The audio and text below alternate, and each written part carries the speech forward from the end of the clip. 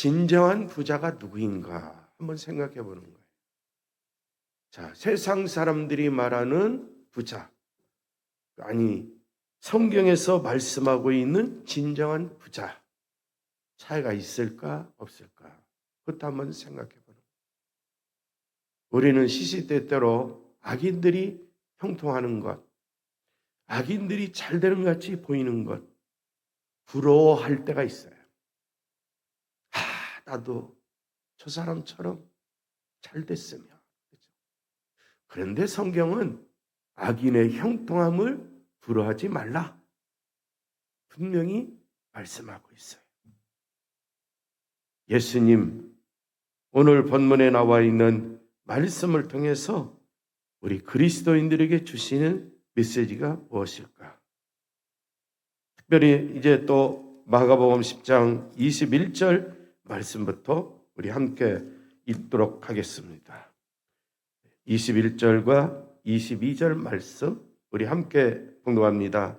예수께서 그를 보시고 사랑하사 이르시되 너희가 아직도 한 가지 부족한 것이 있으니 가서 너에게 있는 것을 다 팔아 가난한 자들에게 주라. 그리하면 하늘에서 보화가 너에게 있으리라. 그리고 와서 나를 따르라 하시니 그 사람은 재물이 많은 고로 이 말씀으로 인하여 슬픈 기색을 띠고 근심하며 가니라. 이 부자 청년이 예수님을 찾아온 목적은 우리 그리스도인들이 지난주에 말씀드렸듯이 어떻게 하면 영생을 얻을 수 있습니까? 그러니까 영생을 소유하고 싶은 거예요. 영생을. 그 예수님의 질문은 그래, 야, 너 십계명 지켰니? 그러니까 예, 십계명은 제가 어렸을 때부터 지켰습니다. 자, 세상 모든 사람들이 10가지 계명을 지킨다는 게 결코 쉬운 일이 아닌데 이 부자 청년은 어렸을 때부터 10가지 계명을 다 지켰다는 거예요. 예수님이 그의 마음을 깨트려 보고 계시는 거예요. 겉으로 드러나는 위선적인 삶을 통해서 10가지 계명을 지킬 수 있어요. 그러나 우리 주님은 지금 현재 그 청년의 중심, 마음을 보고 계십니다. 마음. 우리는 열길 물속은 그렇죠. 알 수 있죠. 물을 퍼내가지고 우물에 들어가서 보면 그 속에 뭐가 있는지, 깨끗한지, 더러운지 알 수 있습니다. 한치도 안 되는, 한길 물속도 안 되는 이 마음속은 어느 누구나 알 수가 없어요. 나 자신도 내 마음을 모를 때가 많이 있잖아요. 수시로 변화되기 때문에 계속 이게 변화가 일어나요. 마음이 추나 추동 이듯이 내 마음도 아침에, 점심에, 저녁에 잠자리 들기 전에 추나 추동 수시로 바뀔 때가 많이 있죠. 근데 예수님께서 그 청년의 마음을 보시니까 한 가지 부족한 게 있어요. 그 청년의 마음 속에는 바로 세상의 재물로 꽉 차 있는 거예요. 다시 말씀드리면 세상의 것으로 꽉 차 있어요. 꽉 차 있어요.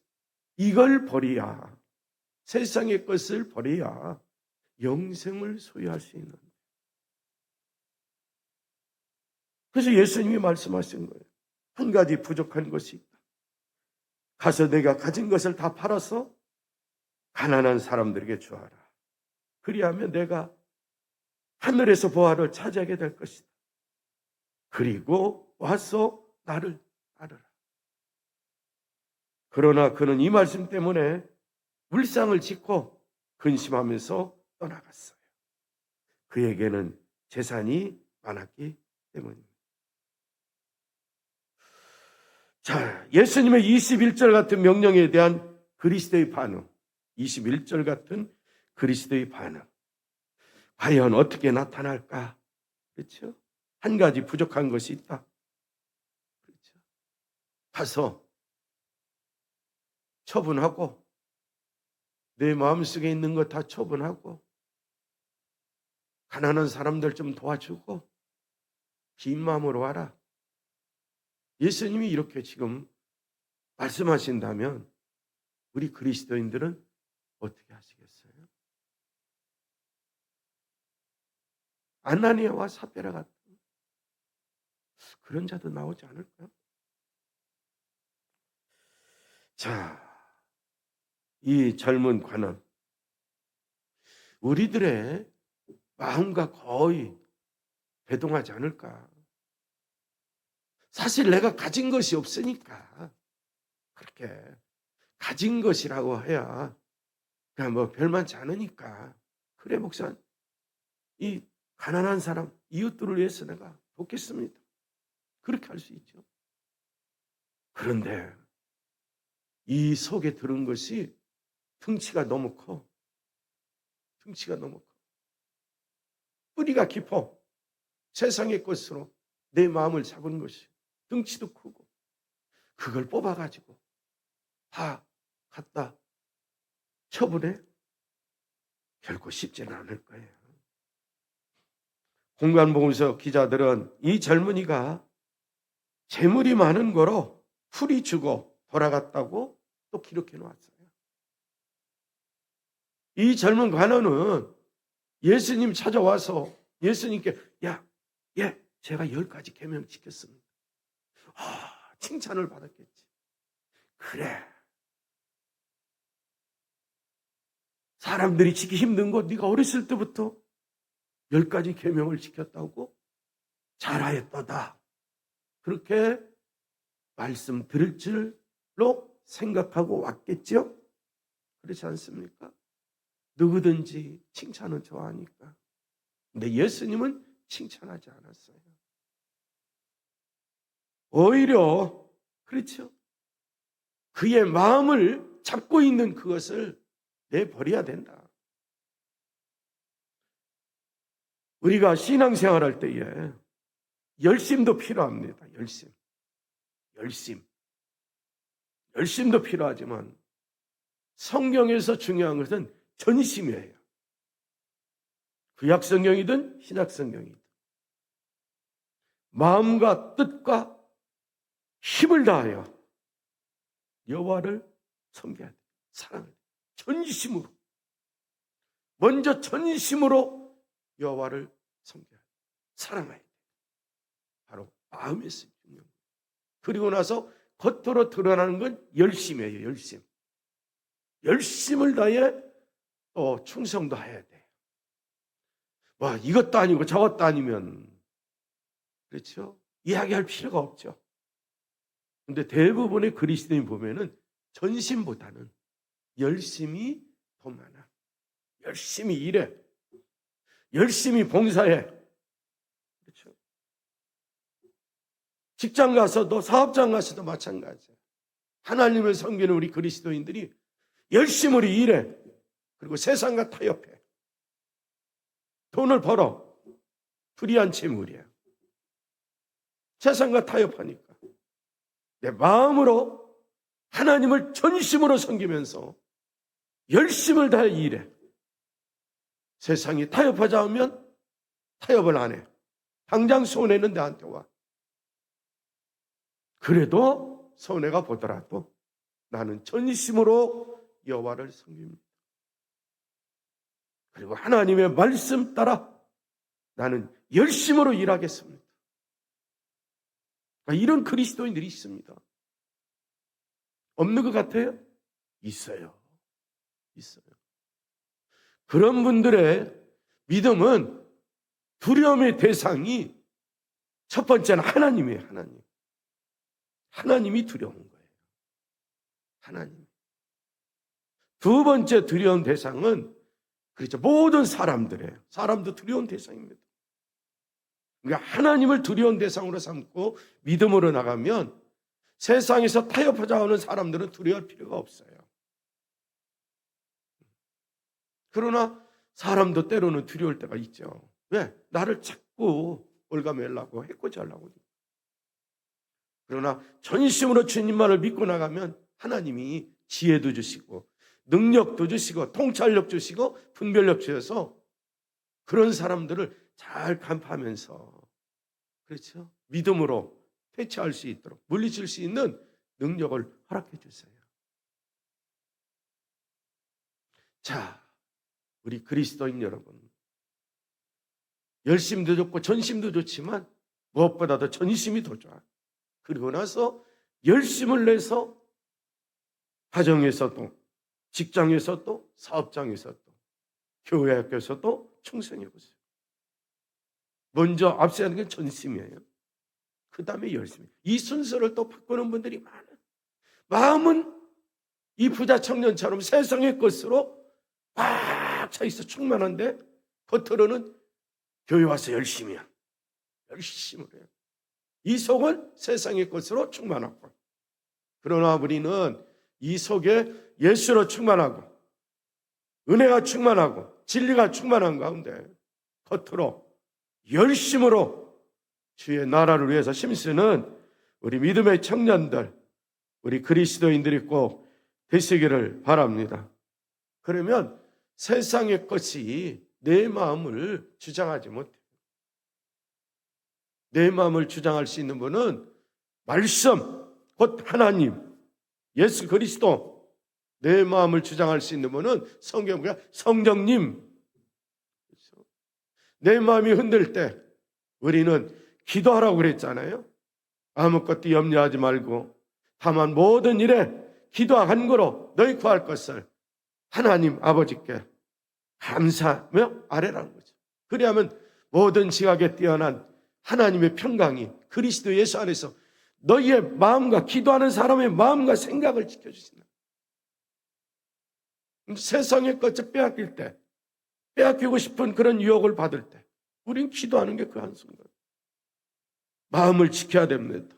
생명의 근원이 이에서 난다고 했죠. 마음을 지키면서 전인심으로 주를 사랑하는 거예요. 주님을 잘 섬기는 거예요. 그런 자에게 하나님께서 은혜를 베풀어 주십니다. 재물, 이 세상에 사는 동안에는 재물이 필요하죠. 근데 또 성경에 보면 재물에 대해서도 이 세상에는 부자도 있고 가난한 자가 있다. 다 부자가 될 수는 없다. 가난한 자도 있고 부자도 있다. 그러나 우리는 가난하게 사는 거 그래서 내 팔자야 그렇게 생각하지 말고요. 그렇죠. 지금 현 시점에서 더 영육간의 부유한 삶을 살기 위해서는 바로 영생을 소유하고 하나님의 법칙 따라 생활해 보세요.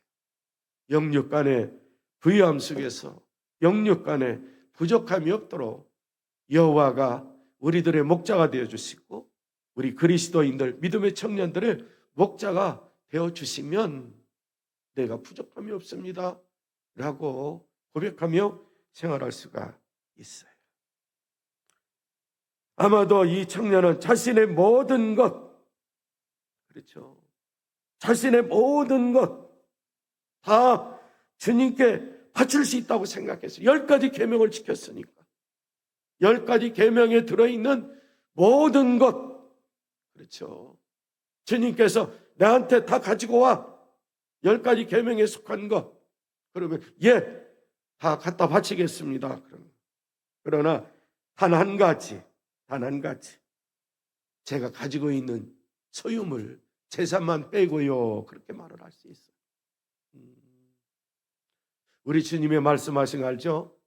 재물이 있는 곳에 너희의 무엇도 있다? 마음도 있다는 거예요. 그러니까 이 소유한 재산에 이 청년은 마음이 다 빼앗긴 상태. 여기서 영생을 얻으려면, 그렇죠, 영생을 소유해서 하려면 빼앗긴 마음을 주님께로 향해야 되는데 주님께로 향하기 위해서는 이 재산이 사라져야 된다. 처분해야 된다. 그래야만이 마음이 전심으로 주님을 향하고 그때에 예수님이 그의 믿음을 보시고 그래서 칭찬하시고 그의 믿음을 보시고 영생의 축복을 주시는 거죠. 하루아침에 부자였다가 빈털터리 신세로 전락했다. 그런 사람 참 비참한 꼴일 거예요. 그렇잖아요. 내가 옛날에는 떵떵거리고 그냥 친구들 만나도 돈을 쓰고 이렇게 했는데 한순간에 빈털터리가 됐다. 참 비참한 인생길을 걸어갈 거예요, 그런 분들. 자, 그런데 한번 생각해 보세요. 이 부자 청년은 재물을 포기할 수 없는 이유를 밝히지 않습니다. 그리고 재물과 함께 그의 마음도 그리고 그의 삶에 그렇지 모든 거 예수님을 떠나요. 예수님을 떠나요. 예, 마가복음 10장 23절에 나와 있는 말씀을 한번 보세요. 마가복음 10장 23절 예수께서 들러보시고 제자들 이르시되 재물이 있는 자는 하나님 나라에 들어가기가 심히 어렵도다 하셨니. 그렇게 말해요. 부자는 천국에 들어가기가 어렵다. 하늘나라에 들어가기가 어렵다. 누가복음 18장에서는 바로 재물이 있는 자는 하나님 나라에 들어가기 얼마나 어려운지 참으로 어렵다는 거예요. 왜 그럴까? 그렇죠? 예수님의 이 말씀이 진담일까? 거짓말일까? 쓸데없는 말일까? 한번 생각해 보세요. 예수님이 하신 말씀은 진담입니다. 진리입니다.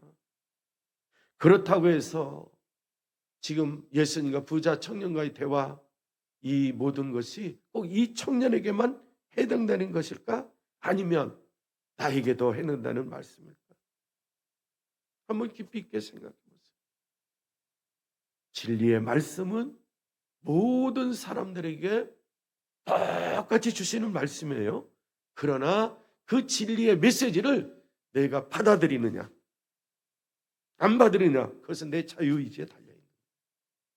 하나님의 말씀을 믿고 순종하느냐 불순종하느냐, 그것은 내 자유의지에 달려있는 거예요.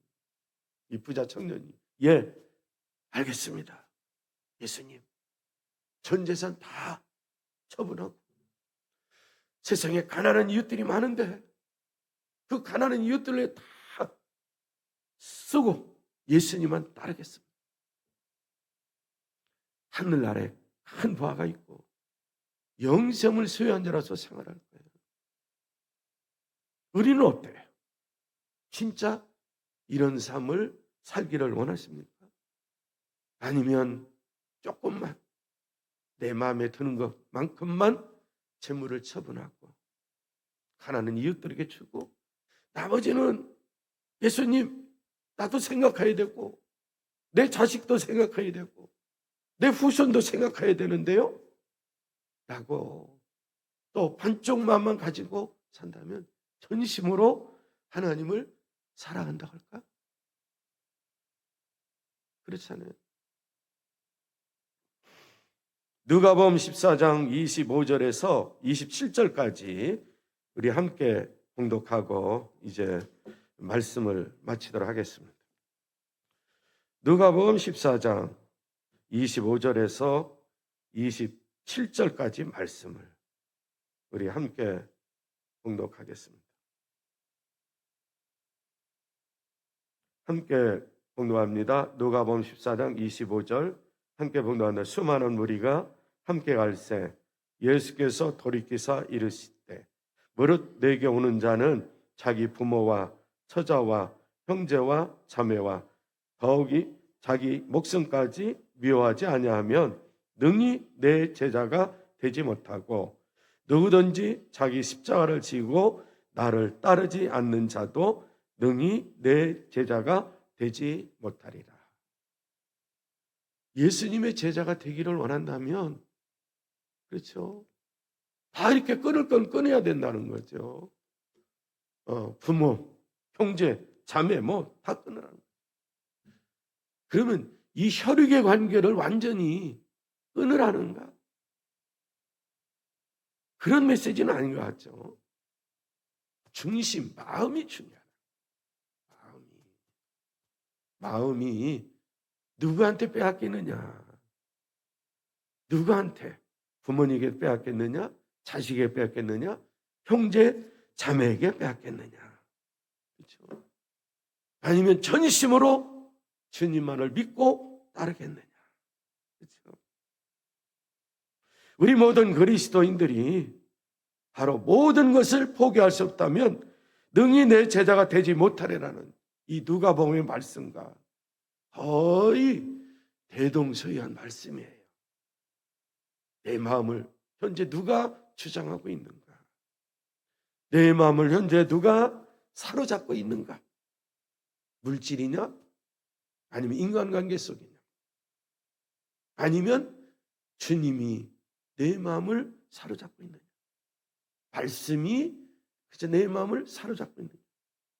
성령님이 충만해서 내 마음이 날마다 성령님의 이끌림, 성령님의 인도하심을 받으며 사는.